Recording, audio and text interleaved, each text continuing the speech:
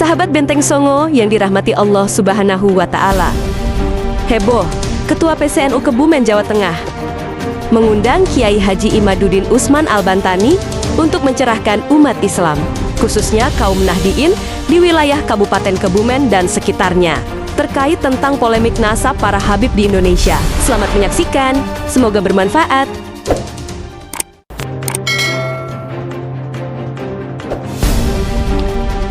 Assalamualaikum warahmatullahi wabarakatuh. Alhamdulillah, salatan wassalaman ala rasulillah, amma ba'du.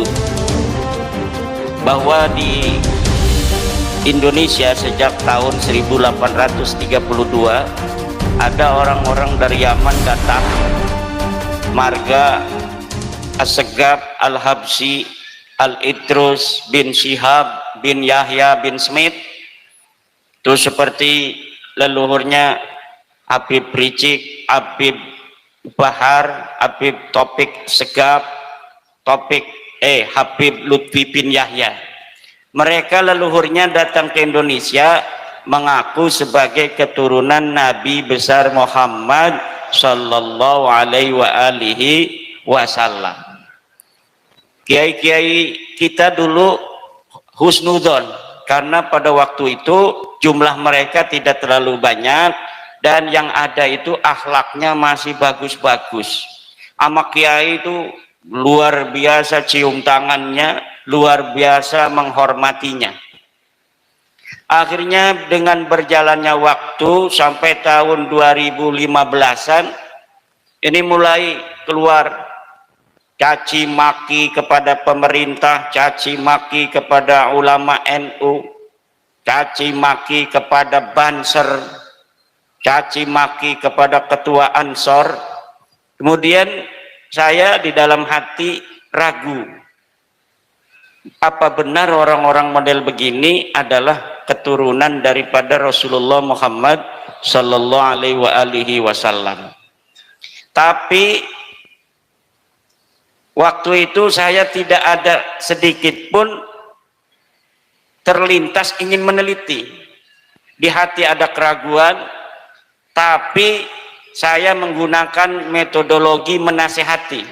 Saya bikin video bahasa Arab agar tidak dipahami orang, untuk menasehati para kabib-kabib ini bahwa seyogianya kepada para orang-orang yang mengaku dirinya keturunan Nabi, agar anak-anaknya tidak diberitahu bahwa mereka keturunan Nabi, agar tidak sombong. Itu masih ada videonya di YouTube Islam Aktual TV. Itu di up oleh seorang mahasiswa dari UIN Syarif Hidayatullah.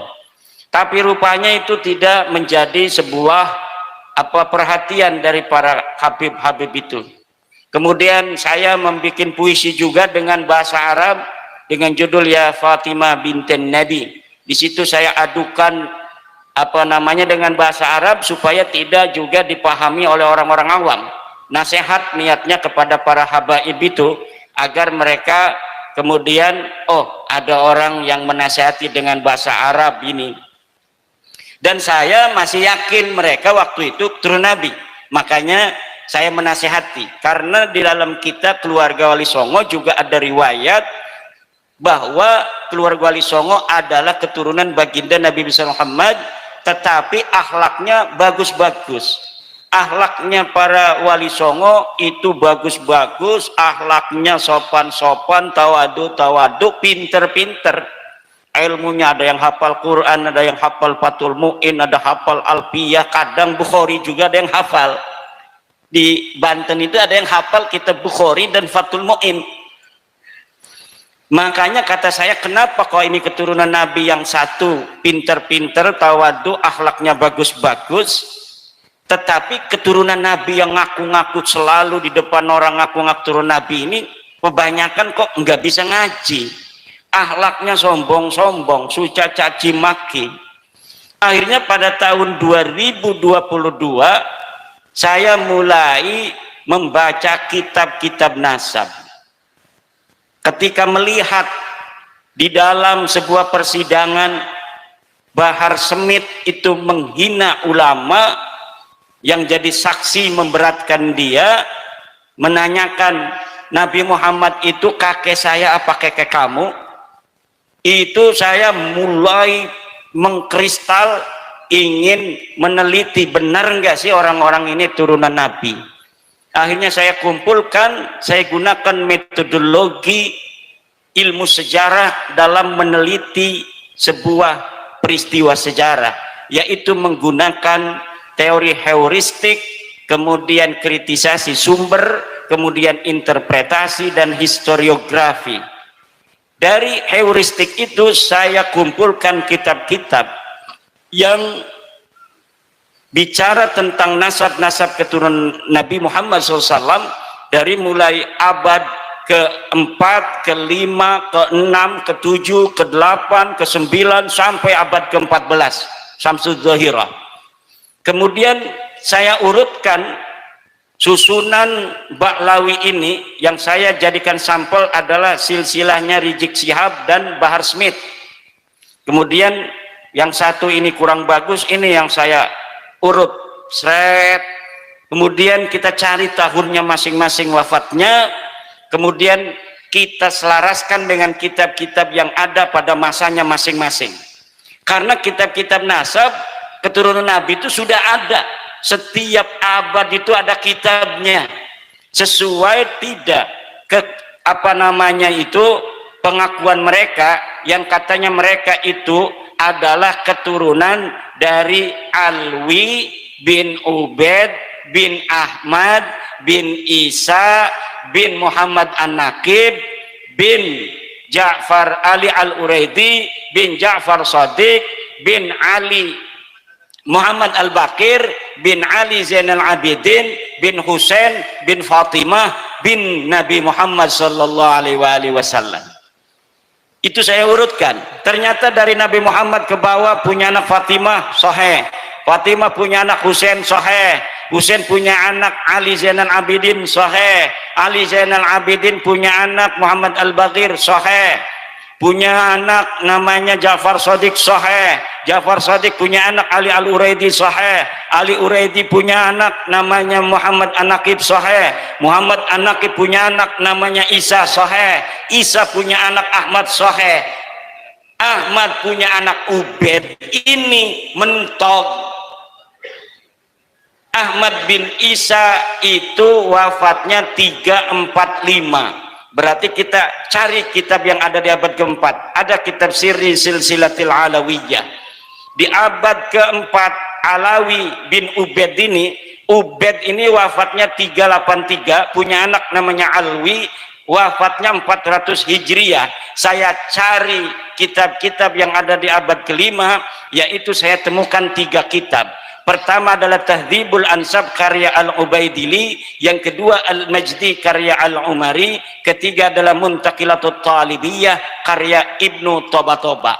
3 kitab ini tidak mencatat leluhur para kabib-kabib di Indonesia ini yang bernama Ubaid sebagai keturunan Nabi Muhammad, tidak dicatat. Tidak ada kitab-kitab di abad kelima yang mencatat Ubaid sebagai anaknya Ahmad bin Isa. Ahmad bin Isa ini sahih sebagai keturunan Nabi berdasarkan kitab-kitab nasab yang ada pada saat itu. Tetapi tidak mengatakan dia punya anak bernama Ubaid atau Ubaidillah atau Abdullah. Akhirnya di dalam kitab abad ke-6 saya cari, mungkin saja di abad ke-6 masih ada yang masih dekat, hanya berjarak 100 tahun.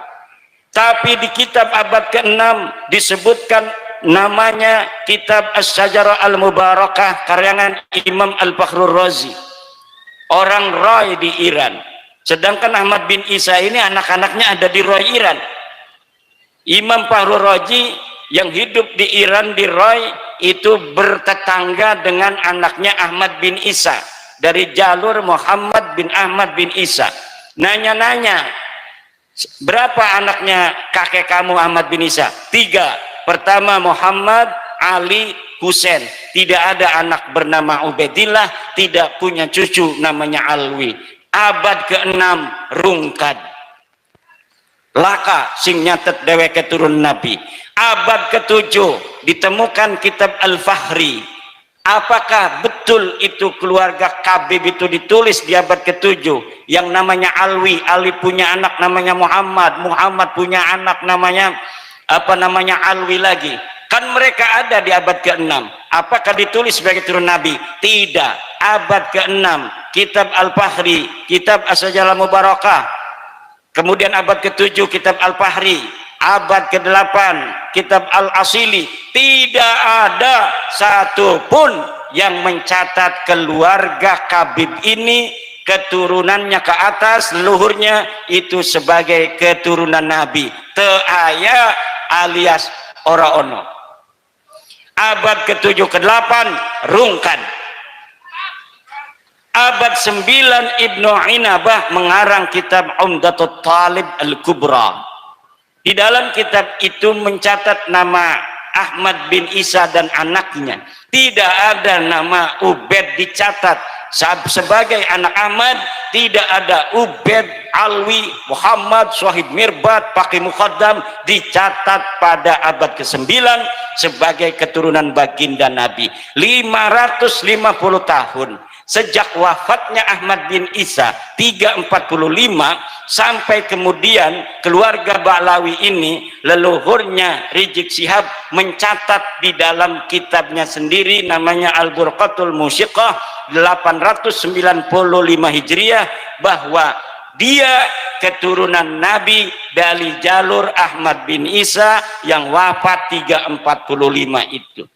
Jadi ada kekosongan riwayat, kekosongan dalil selama 550 tahun.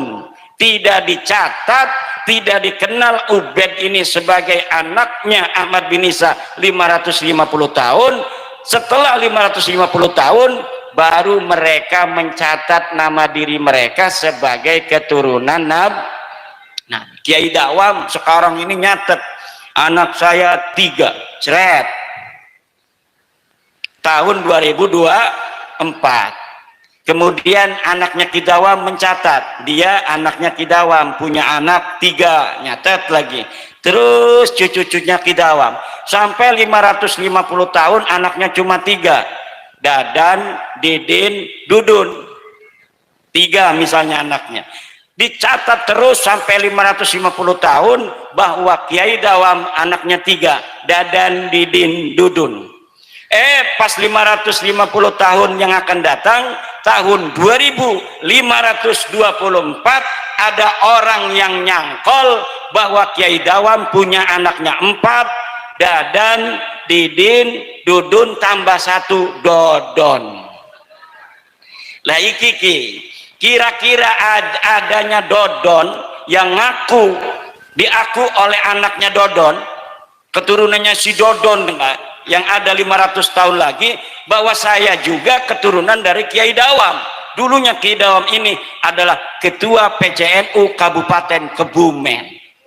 Pengen punya keturunan leluhur yang ketua PCNU, dia nyangkol sama namanya Kiai Dawam yang katanya punya anaknya 4, padahal di kitab-kitab lainnya keturunan Kiai Dawam nulisnya selama 550 tahun setiap generasi anak butuh buyut jangka wareng krepak balung udah gantung siwur, itu semuanya nyatet anaknya Ki Dawam cuma 3, Dadan, Didin, Dodon. Tidak ada anaknya bernama Dadan, Didin, Dudun, tidak ada anaknya bernama Dodon. Maka adanya Dodon ini palsu apa asli?